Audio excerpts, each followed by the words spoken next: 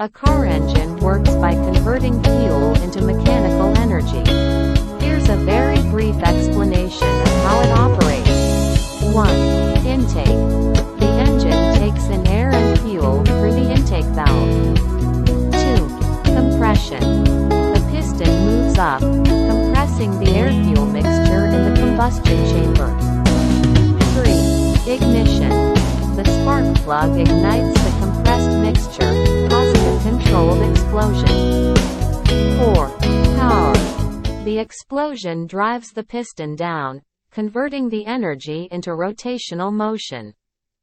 5. Exhaust.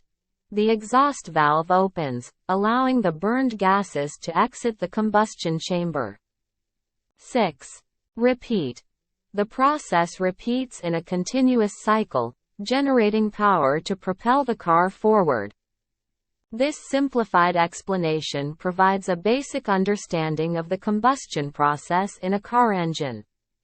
However, car engines are much more complex, with additional components, systems, and variations depending on the type of engine, e.g., gasoline, diesel, hybrid, and its design.